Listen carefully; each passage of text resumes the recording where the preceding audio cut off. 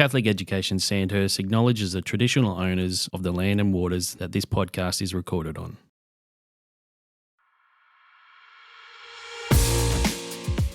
Hello and welcome to Magnify Matters, a podcast proudly produced by Catholic Education Sandhurst.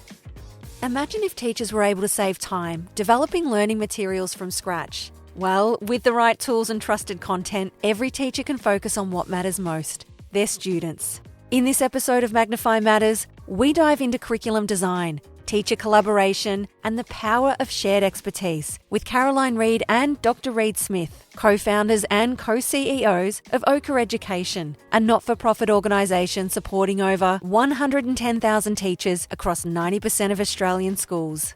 Host Tim Edwards speaks with Caroline and Reid about how Ochre Education is working to close the disadvantage gap by providing free, high-quality, evidence-informed teaching resources, and why partnering with teachers is at the heart of it all.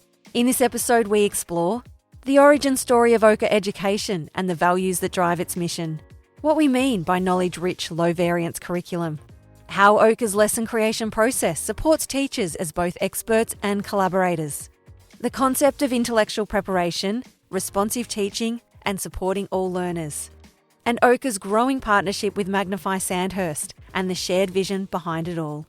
Whether you're a teacher, school leader, or a curious parent, this conversation offers deep insight into the future of curriculum and teacher development, one lesson at a time. Now stay with us as we magnify what truly matters. Today we are very, very pleased to welcome Caroline and Reid and Reid Smith from Ochre Education. Thank you both for joining us. Let's start with you, Caroline. Today, we're going to delve into a bit more of your own story as an educator and your history and experience in different policy development, different work, and touch on the development of Ochre and where to in Magnify Sandhurst. So kick us off, Caroline. What's part of your story? Thanks so much for having us, Tim. We're really excited to talk to you today.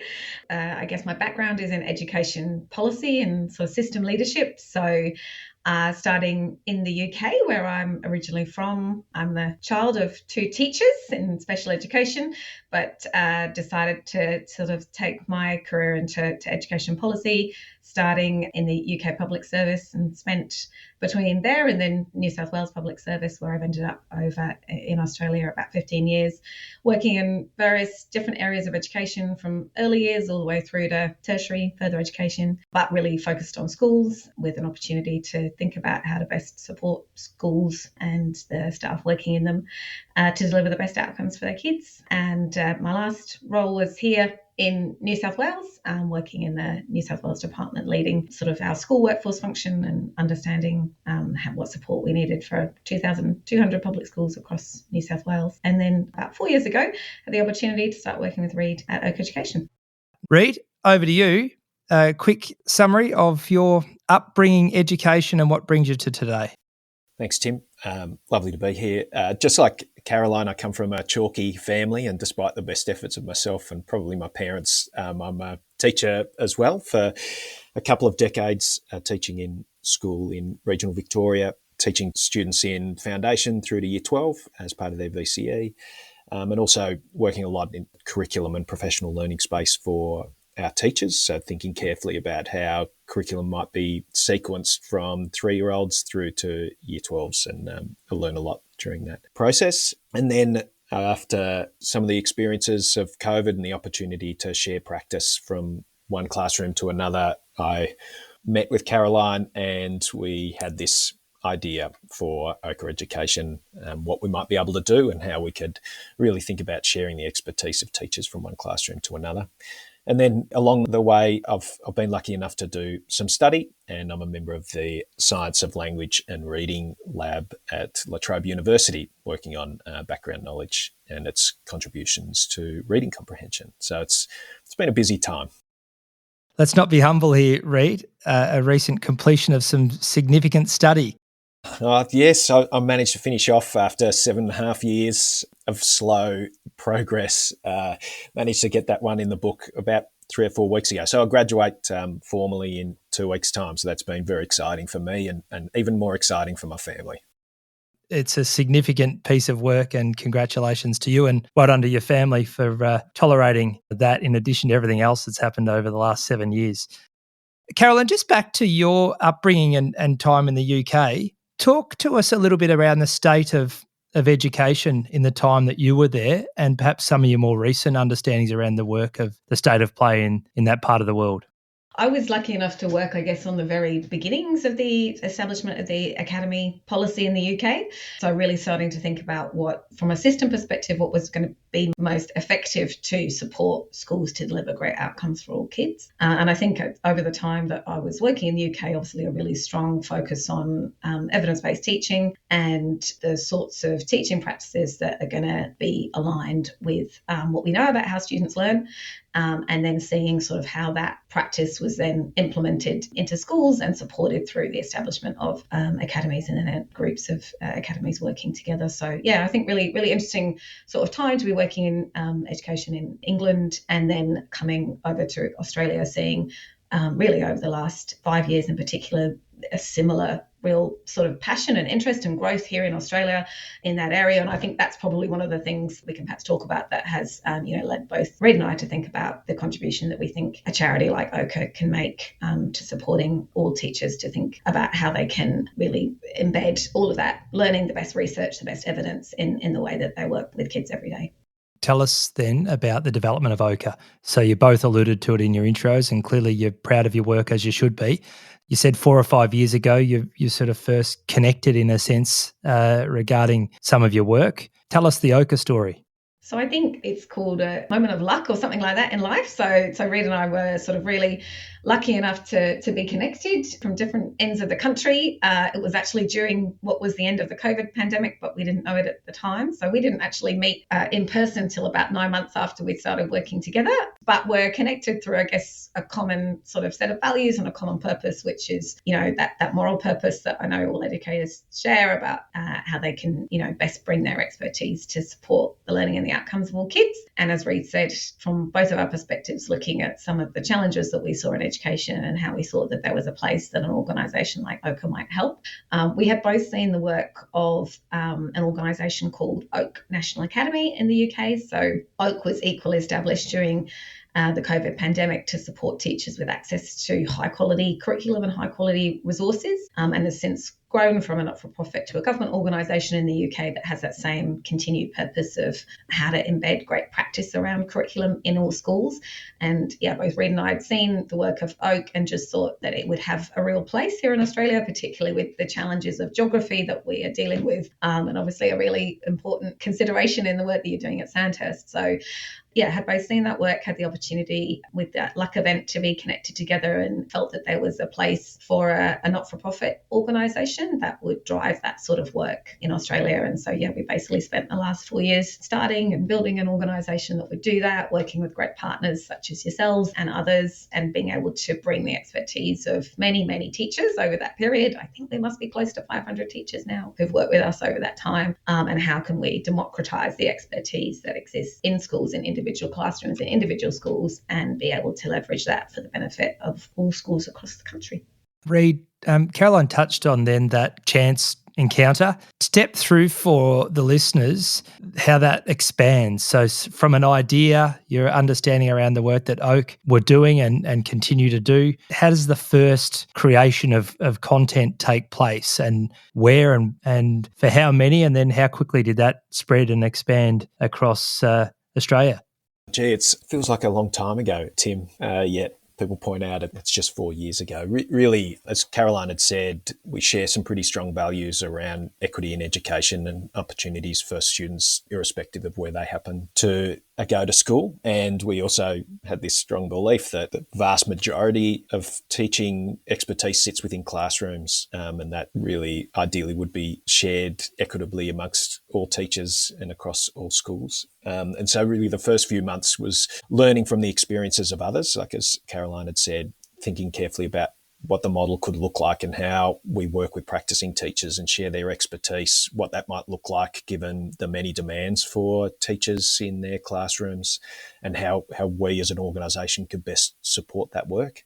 And also, as you can imagine, it involved conversations with a number of different people, great thinkers in the world of curriculum teaching and also the way our education system works, to think about how this project might work and how we might be able to support each other. And we were extremely lucky to be supported in the early days by AERO, the Australian Education Research Organisation, to develop the first group of lessons, which was for primary English and mathematics and secondary science. And so that was around about 280 lessons. We spun up a teacher team over the Christmas period, and over the course of 2 weeks created those first 140 of those lessons in 2 weeks, learning as we went. It was a whirlwind experience for us. We learnt a lot, but both the passion and expertise that those teachers brought to the project was really energising for everyone involved, I think. And the take-up of those materials was really good. I think in the early days, teachers picking up certain lessons or certain groups of lessons to employ in their classroom, they'd appreciated the fact that these were resources for them to use. They weren't scripts that they had to follow, and that they were adaptable for their particular context. So we saw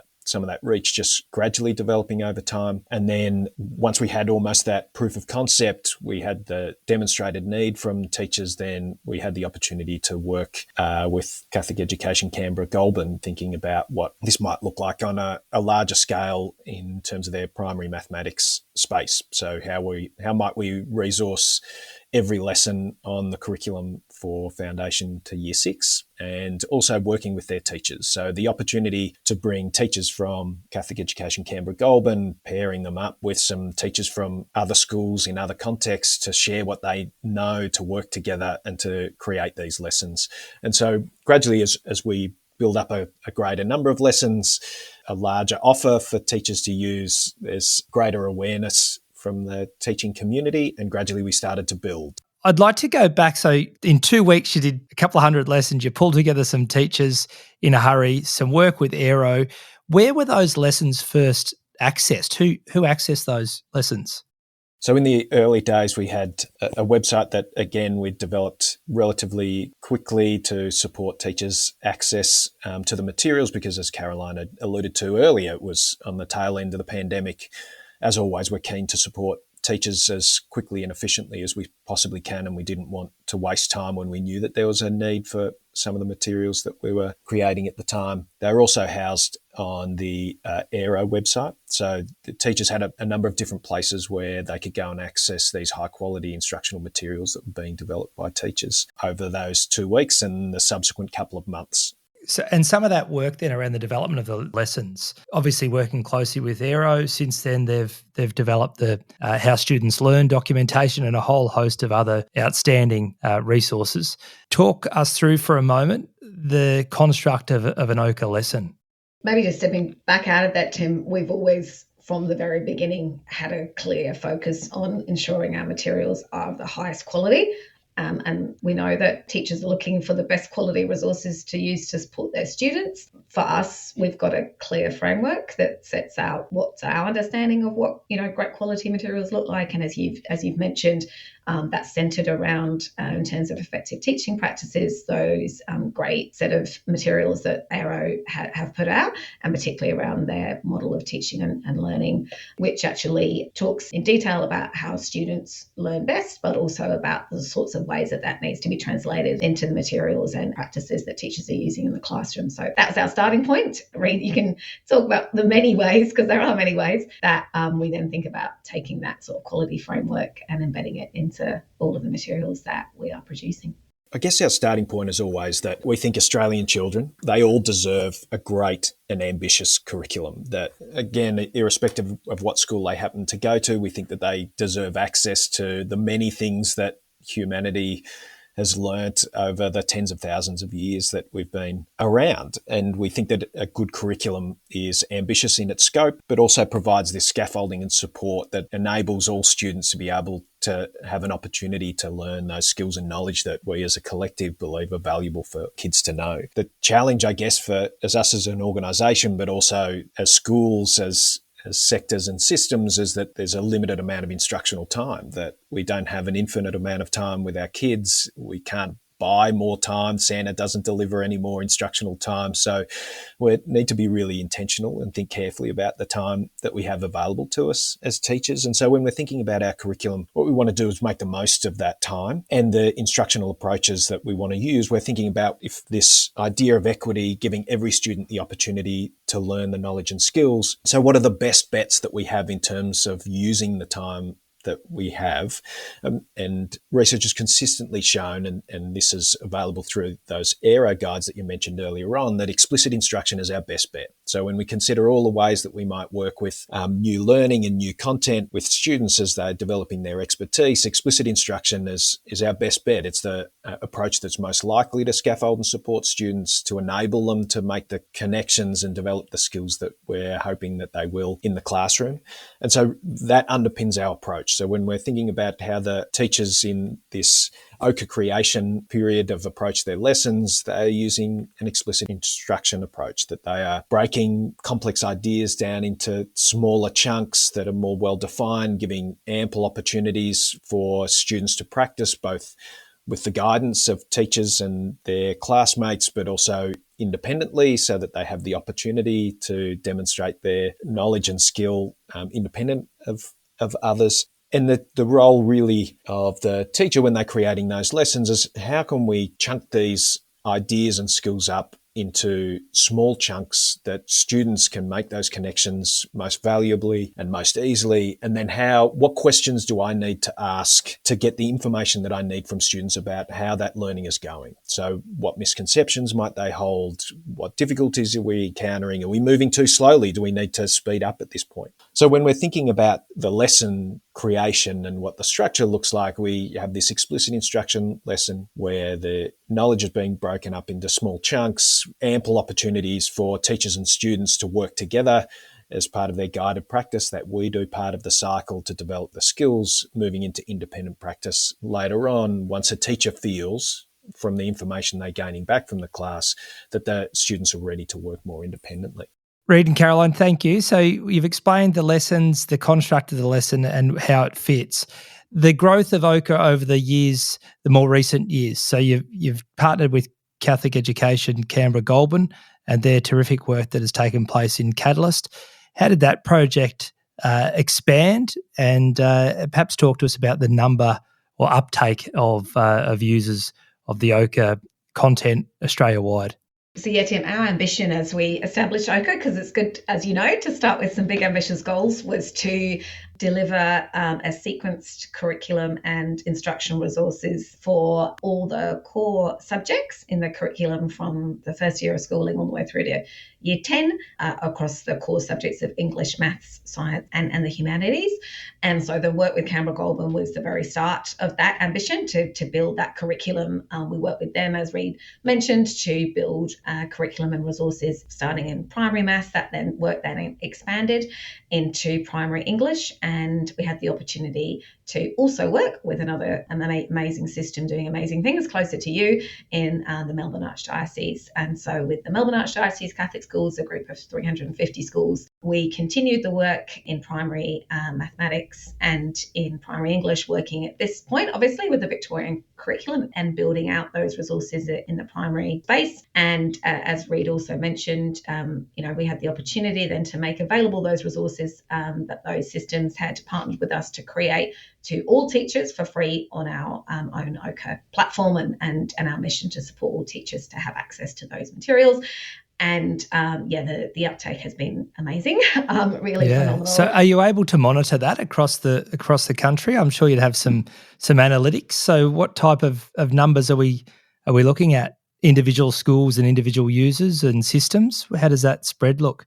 Yeah, so you're right. We've got, some great information which helps us to make sense and see what that spread looks like. And yeah, we've been sort of pretty blown away by the interest that's come from schools and teachers in the work that we're doing and the supports that we might be able to offer to them. So yeah, starting, as I mentioned, sort of less than 4 years ago, and over that period, we've been really building that reach into schools and into individual classrooms. We've now got over 110,000 teachers across the country country that are registered on the Ochre platform, and they come from getting close to 90% of Australian schools, which is just a phenomenal reach. And it's pretty consistent across different areas of the country, across different systems, being able to see just a lot of interest across the country in the work that we're doing, which has really inspired us, I guess, to continue to work pretty hard, to continue to deliver better supports. And I guess that comes to the amazing work that we started with Sandhurst Diocese. It sure does. And I can recall one of our earlier conversations when you presented to us that more than 40 of our schools had staff that were accessing Ochre resources. That was really telling for us when we're looking at the clear need for support in terms of curriculum design and access to materials and resource. And then we made that commitment to dip into the content creation as well as accessing the materials. So for our listeners that don't fully grasp how it works, could you just explain the difference between accessing the resources but also content creation and the expert groups and the quality assurance process that goes with that, if you can dip into that a little bit for us? We've got a bank, a library, a collection of materials that are available on our platform. And as you mentioned, many schools, over 8,000 schools, are accessing those. And that's part of the work we're doing at the Sandhurst Diocese, is that your schools and your teachers are accessing those materials that already exist in our collection and using those in their everyday practice with schools. I guess one of the things we probably haven't touched on so far in the conversation, Tim, is that it goes without saying that a curriculum can only be as strong as the way that it's delivered every day by the professional expertise of teachers in classrooms. And so one of the ways that we've been delighted to partner with you has been to support your teachers to access those existing materials that are already available in our library collection, already aligned to the Victorian Curriculum 2.0. And then, Reid, tell us a little bit more maybe about what the process is like to continue to build up that bank. Yeah, the process is a fascinating one. Certainly coming from a teaching background and a curriculum background, I think it's just been an interesting one to consider and something that schools are trying to do all the time is when they're developing their internal curricula, as they're translating the applicable state or national curriculum to their particular contexts. We always start with a curriculum review. So we're looking for the evidence base around teaching in a particular subject area, whether it be English or maths or science or humanities. What's the current state of play in terms of the evidence around what great teaching and what great curriculum looks like? And making reference, of course, to some of the documents that have been produced by Aero as part of their work. And we develop from that a curriculum principles document as well as some pilot materials. And then we're lucky enough to have an expert group that provides additional support to our Ochre curriculum team. And the expert group is made up of teachers, school leaders and subject experts from the diocese and groups that we're working with at any particular time. So, for example, as part of this Magnify project, we have a group of just amazing teachers and subject specialists who are able to bring their expertise and experience to the table, their knowledge of the kids and the context in which they're working, but also their pedagogical understanding. And between us, our Ochre curriculum team, the expert group, we work together to decide on what lesson supports might look like in this subject area, nuance what checks for understanding, what an explicit instruction cycle might look like, what assessment processes we might use. So we're always thinking and workshopping those particular aspects. Then once we've got a view on that from the expert group, we have teams of teachers who are working together to create the lessons. And that always that creation period starts off with just a few weeks of professional learning. So sharing our views on teaching and learning, developing a shared understanding of what great teaching looks like in the context of our discussions with the expert group. And then we start creating these lessons together. And I think it's fair to say that there's such enormous value in this project, not just in the products that are being created, so the lesson resources to support teachers and their work with students, but also through the process, that the process of lesson creation involves teachers working in teams along with members of the Ochre Education team to refine what these great sequences of lessons might look like, to share teaching techniques, to problem solve particular instructional cycles, to share the things that they know. So as well as developing these great lessons, we've also got this opportunity for teachers to share their practice and discuss what they know and are able to do with their colleagues. As part of that project or that process, there's a feedback cycle where teachers are getting feedback on the lessons and how well they are working within the context of all the lessons in the sequence. So they're getting this feedback process where we're collectively learning as we go along before those materials are released. And during that time, there's also an audit process. So a slice of the lessons that are being created as part of any lesson creation process go back to that expert group to get this expert eye over the materials, what sorts of things I think are working really well and we might want to see more of in other lessons, which bits maybe we prefer to take a different approach or adjust slightly. And we then work with the teachers to make any of those changes to the materials. So it's the creation process is a fantastic one, a great learning experience, I think, for everyone involved, including our Ochre learning team. And then having those multiple checks and balances of the quality of the materials and just checking in that they're fulfilling the function they need to before they hit classrooms is a really valuable one. Caroline, we've worked together closely over the last 6 or so months as we've continued to develop and expand and implement Magnify Sandhurst. What's something that you've found positively surprised you? I think, Tim, it's been great to be part of the whole partnership that you brought together as part of Magnify and to get to see the different contributions that the different partners are bringing into the project and the strong connections, of course, between all of our work. So listening in to Jared's training last week was just fantastic. His focus on brain science and obviously hopefully that's sparking a lot of connections with the Ochre resources and how we think about learning, the work of Multilit and a focus obviously on reading as the foundation for access across the curriculum, Step Lab's focus on instructional coaching and practice and Knowledge Society on what calm classrooms and learning focused classrooms can bring. Like it's just really been fantastic to see the connections between all of those pieces of work and how they are landing together to provide really comprehensive support for Sandhurst teachers and schools. Yeah, it's something, thanks for raising that. It's something that we are proud of and excited about, bringing the partners together. For our listeners, all the partners that Caroline just named so quickly and easily for us, we bring together every term and have reports by each of the partners, but more importantly, integration of our work. How can we learn from each other? So to hear of that as a highlight's a really pleasing thing, Caroline. We weren't sure, is this something that's going to waste the valuable time of these different organisations and partners? But we continue to hear that from other partners as well. So thanks to the Ochre team and the role you play in that broader partnership piece too. If you're listening out there as a parent or someone from outside of education, you've probably heard a couple of terms of this knowledge rich and low variance and so on.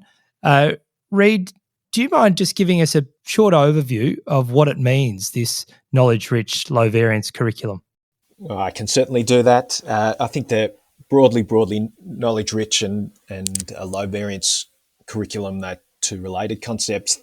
When we're talking about knowledge-rich curriculum, first of all, we're thinking of a curriculum that privileges knowledge. So the Magnify project recognises that it's important for our kids to know things about the world that they happen to be in, its past, its present, its potential future, to know things about how the world works from a scientific point of view or from a social point of view, to understand its literature and art and cultures across the planet. So a knowledge-rich curriculum really, it privileges knowledge and knowing things and being able to do things independently rather than subcontracting all of that information to a phone or a laptop or something similar. We want kids to know and be able to do things. And in a knowledge-rich curriculum, that knowledge is specified in detail, that we're really specific about the things that we, as Sandhurst Diocese, believe that students should know and be able to do as part of an authentically Sandhurst education. So that information is specified in the curriculum and teachers are aware of, okay, if I'm teaching science at year 4, what is it that my students should know and be able to do as a result of their learning for the year? And the curriculum itself is created in such a way that it's carefully sequenced over time so that things that students might be learning in year 1 are built upon and elaborated on in year 2 and 3 and 4. And so you've got this gradual building of knowledge and skills over time, rather than each year level sometimes being seen as a discrete unit that needs to be filled. So this knowledge-rich curriculum is really about enabling students to know and be able to do things that are specified in quite some detail in the curriculum. And then when we're talking about low variance, we're talking about giving students the opportunity, or all students the opportunity, to learn this knowledge and build these skills. So when you walk from classroom to classroom or from school to school, all of the students in each of those classrooms will have the same opportunities to learn, that there won't be different units or vastly different texts, or you won't have a student who's in classroom A that never gets the opportunity to learn a particular concept because it's never taught. Instead, with a low variance curriculum, we've got a common and shared understanding of what it is that we want our students to know and be able to do. And then every student has the opportunity to learn that information. And Reid, I'd just like to draw to a couple of previous episodes there as well. In our initial piece, Kate and I touched on an enormous reason for Magnify Sandhurst was around access and equity. Doesn't matter if you're from a big school in a regional city or a really tiny, small, extremely remote community. We were big in Magnify Sandhurst on every student being able to access the same high quality material. And we know that some of those small schools have their challenges in terms of staff wearing many, many different hats and specialisation being a challenge. And so to hear you then touch on low variance around access and equity, I think is a really important thing for our listeners, school staff, parents and students to be aware of. Another point that you made that came to my mind was you were talking about knowledge rich. We've just come off some learning with Dr. Jared Cooney-Horvath, and all of our school teachers will be well across Jared's unbelievable skills in delivering that PD to us, but he was very big on facts first.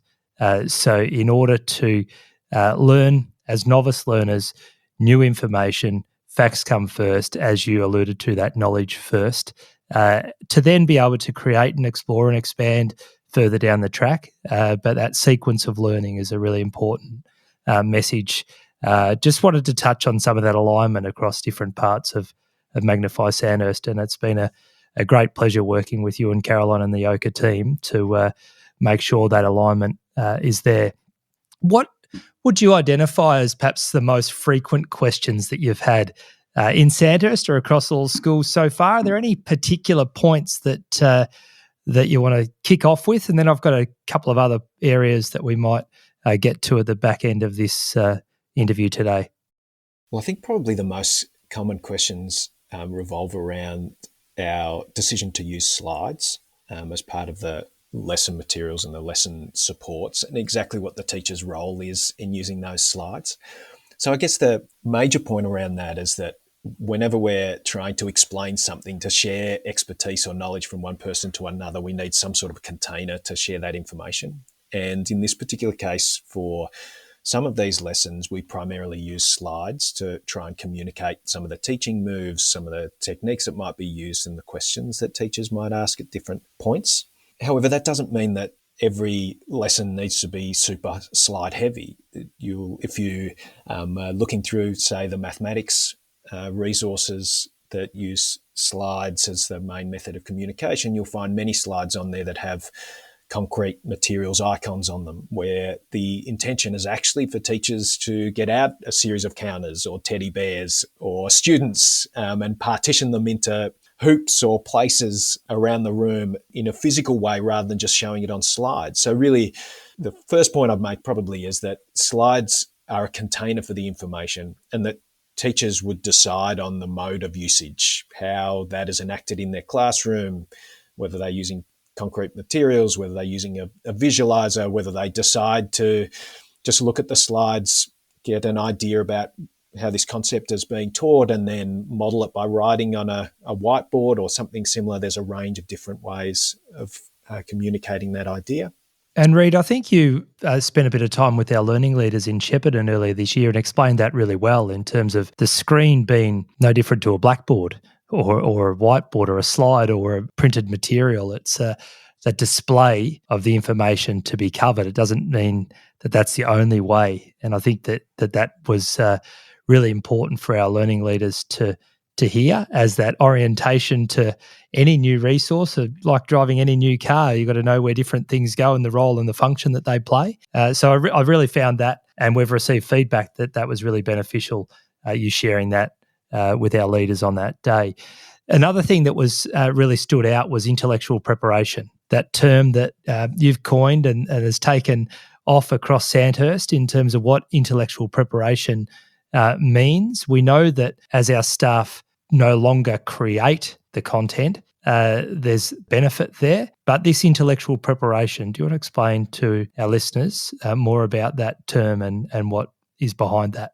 The intellectual preparation is really the hard grafting work of individual teachers, but also teams of teachers thinking carefully about the students who are in their care, their particular strengths, the areas where they may need some scaffolding and support, areas where they may need some extension, and thinking carefully about the curriculum materials that we're developing as part of this Magnify project and how they're going to be used to support them and their teaching. So when we've seen it done really well, intellectual preparation involves reading through the lesson materials. If you're teaching in a novel study unit in English, reading through the novel itself and making notes to yourself as a teacher about where you might pause, where you might ask some questions and what some of the vocab words that you're going to teach implicitly as you go along.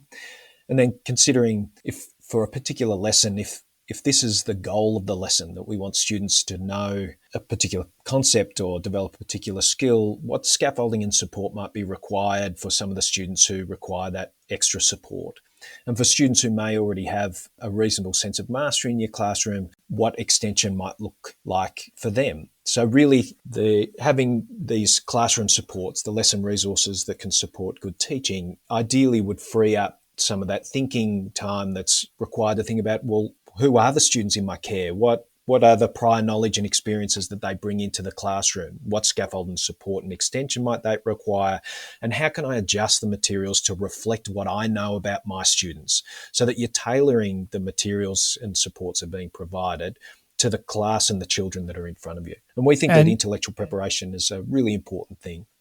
And Reid, that's where, as you're speaking then, hopefully there's some questions being answered in terms of what about differentiation and how do we support and how do we plan together as teachers and what is responsive teaching in this space. So anything else that you wish to add sort of in regard to that? Because I think you've pulled some of those threads together really well for us there.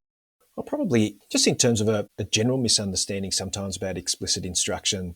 Sometimes it's seen as being really didactic, that you've got a teacher at the front who's just talking at the kids and then the kids work on some activity. We conceptualise explicit instruction as a really dynamic process of teachers and students working and thinking together and developing a shared understanding of concepts, knowledge and skills, that it's this process of teachers working with students. It's a lively process. If you walk into an explicit instruction classroom, there's life and respect and knowledge building occurring within those classrooms. It's not so much a serve and volley approach from teachers to students. It's more like volleyball, where ideas and thoughts and questions and knowledge building is going on as a collective. And we think that there's real power in the communal experience, whether it's the communal reading of the same text, no matter the student's reading level, or developing knowledge and understanding around a particular concept in history or in science or a mathematical process. We think that dynamic process and the active knowledge building is a really important part of explicit instruction when it's going really well.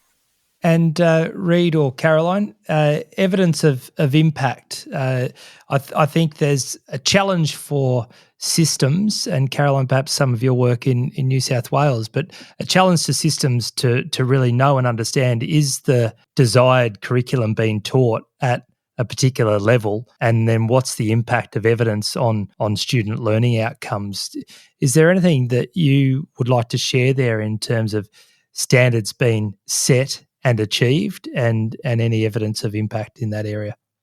I think that's where the concept of low variance is so important, because that's certainly the feedback that we've had from, many schools that are using Ochre resources in their classrooms is that it really enables them to get a really consistent understanding about the learning that they can expect from students at each year level, and be really ambitious about that learning, because we obviously want high expectations for every student.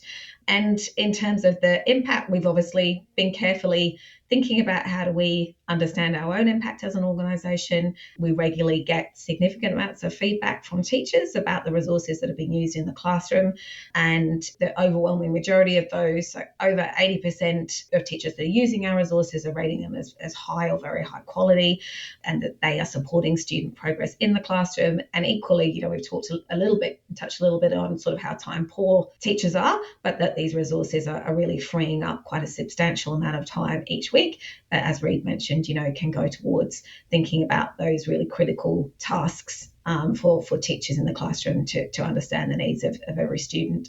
We're also working with systems, as we've mentioned, that are using our resources across their whole system, and seeing some really encouraging early results from some of those systems about the learning outcomes that their students have been able to achieve from the hard work of their teachers and the schools in which that they're learning.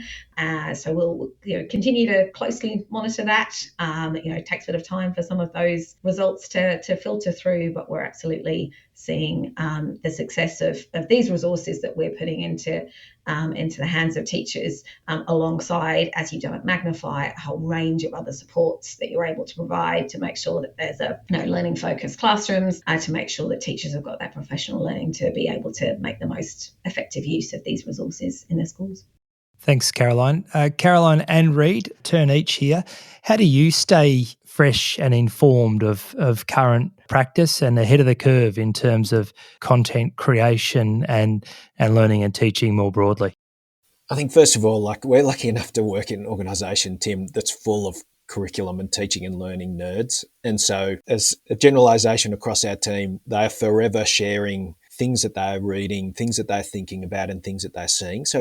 And that goes for both our internal team at Ochre Education, but also the teachers that we're so fortunate to work with, that they're sharing their expertise, but also bringing together all of the different things they've been reading and thinking about. And so it's almost a deluge of information. I'm sure you would experience that too, Tim. A lot of people thinking carefully about education and what it might look like and what the current state of play is. And so having the team being able to contribute some of these thoughts and ideas that come from outside our organisation, some things that can feed into and improve the work that we're doing as a collective, is something that's really important to us.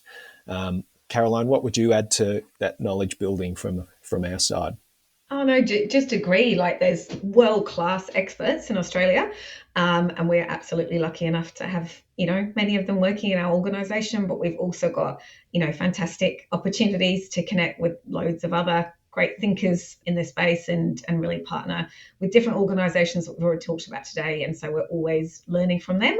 I think all of us try and get out into schools as often as we can, because we learn most from speaking to school leaders, speaking to teachers about their experiences in the classroom. And we're always bringing that back. As I said, we're not short of feedback, and that's really important for us as an organisation, which is to continue to take that feedback and feed it into what we're doing and the supports that we can offer so we can make them even better. I walk my dog a lot, Tim, so I'm often listening to podcasts and I sometimes put them on double speed. So that's how I try and stay ahead. Reid and Caroline, we always finish our podcast by asking, from everything we've discussed today, in a very succinct way, what matters most? I think kids' opportunity to learn. I think that our entire endeavour, and I think the work of the Magnify program, is really giving all of our students in every school the greatest opportunity to learn more about the world and all the things that we've known as a human race, and then taking that back to their communities, whether that be their families, their future relationships, their involvement in their towns and states and nations. We think that the equality of opportunity is something that's really important to us, and that really is the underpinning foundation, certainly, of our work at Ochre Education. Thank you, Reid. And Caroline, what matters most? I think, adding to what Reid's already said there, Tim, for me, our work to support teachers to continue to enhance their skills and confidence in implementing the curriculum effectively, because we know that the curriculum can only ever be as strong as the way that it's implemented in classrooms. Thank you very much. Reid and Caroline, co-CEOs, Ochre Education. It's a great pleasure to have you as partners of Magnify Sandhurst. Thanks so much for all that you've done so far this year in our partnership, and look forward to the years ahead. Caroline, you join us again at the back end of the recording of our podcast. We have some really, really exciting news, and the news is that Catholic Education Sandhurst Limited and Melbourne Archdiocese Catholic Schools, or MACS, have united in the partnership with Ochre Education, and we are so excited to be working with you and Reid and the team as we expand our resources together. Quick thought from you on the significance of that partnership. We're tremendously excited too. You've got two brilliant systems, both with a fantastic vision for what they want to achieve for their schools and the students that are in them. So we're just really delighted to be able to work alongside both of you and the leadership that you're both bringing to this work in Victoria. So yeah, great opportunity to bring in more expert teachers from even more schools to make the resources that we're developing even stronger. So looking forward to it. Are there any particular no-brainer benefits that jump out to you in your mind in terms of the value of more people in the partnership together? I think all of our work is about how do we bring expertise together and how do we get most value from doing that. So I think, being able to get different experiences, different diversity of schools in lots of different contexts into the work and getting their experience and expertise to make the resources that we're developing even stronger has got to be a good thing from our perspective. And of course, then the opportunity to get those resources into even more schools to support those students. I agree, and I think we recently communicated with our expert group and the staff more broadly. We think there'll be more people involved in the project, which increases the level of support. I think there's enormous learning for that collective expertise and collaboration. The cross-diocese work for our staff in Sandhurst as content creators and expert group members to liaise and connect with people outside of Sandhurst, I think is a terrific personal, professional learning, and we know will lead to a stronger overall outcome on many levels. Equally, I think that united approach, knowledge for staff, students and families in all of our schools, that a significant majority of students in Catholic education in Victoria have access to science of learning backed curriculum content, I think is a terrific way forward. So we're really pleased and thank you in advance for the shifts that have happened as our partnership has expanded to include. It's our pleasure. And I guess just to add, I think what we're doing at Ochre, what you're doing as part of Magnify, they're big things, and I think the more that we can work together to get those big things done as quickly as we can and in the best way that we can to support teachers, the better. So I think having the opportunity to have two systems who are so open to collaborating together and to working in partnership is a really great thing. Thanks very much, Caroline, for this addition to our episode. Well done. That's it for this episode of Magnify Matters. Make sure to follow the show and share it with someone who cares about great teaching and learning. You can also leave a review or connect with us online at Catholic Education Sandhurst. Until next time, stay with us as we magnify what truly matters.